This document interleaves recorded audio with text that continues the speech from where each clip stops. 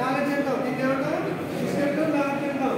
దీన్ని ఎలా ఎక్స్ప్రెస్ చేస్తాం? Definite sentences. సెంటెన్స్ అంటే ఇంగ్లీష్ లో సెంటెన్స్ అంటే అక్కడ ఆబ్జెక్ట్ లో వెళ్ళండి.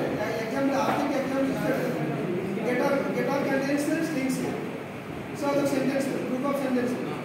నెక్స్ట్ ఇది simpler than procedural language. Definitive language simpler than procedural knowledge. Next procedural knowledge. Procedural knowledge ఏంటి? మనం ఏదైనా ఒక టాస్క్ని కంప్లీట్ చేయాలంటే ఒక ప్రొసీజర్ ఉంటుంది. ఏదైనా ఒక టాస్క్ని ఏదైనా టాస్క్ చేద్దామంటే దాని ముందు ప్రొసీజర్ అనేది తెలియాలి. సో దాన్ని ప్రొసీజరల్ నాలెడ్జ్ అంటాం. కంపారిటివ్ నాలెడ్జ్ ఇది also known as comparative knowledge. Procedural knowledge is types which is responsible for knowing how to do something. How to do something అంటే మీరు ఏదైనా టాస్క్ కంప్లీట్ చేయాలంటే ప్రొసీజర్ ఉంటుంది.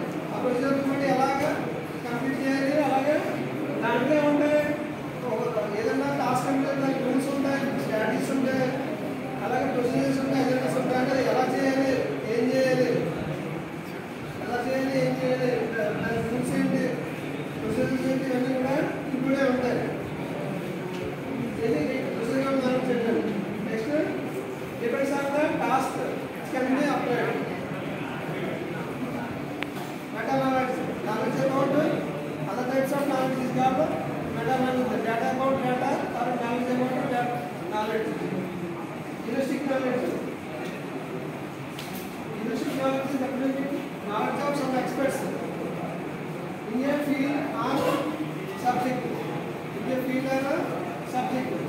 Heuristic knowledge is rules of thumb based on previous experiences. Previous experiences are awareness of approaches and which are good to work.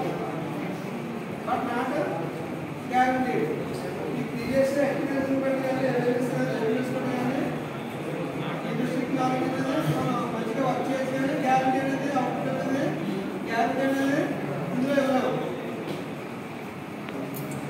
Easy basic knowledge to problem solving. Easy basic knowledge to problem solving. Describes relationship between various concepts. Describes relationship between various concepts. Other than such kind of path and thinking of something, describe the relationship that exists